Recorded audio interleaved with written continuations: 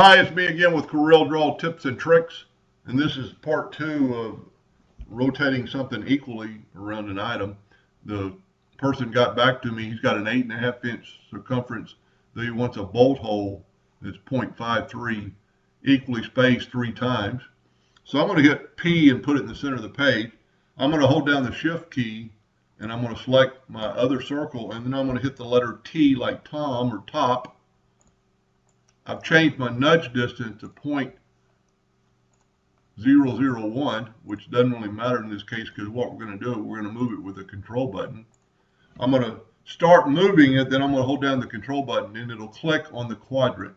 If you have snap to object on, it'll snap to that quadrant. We're going to control D and make a duplicate of that.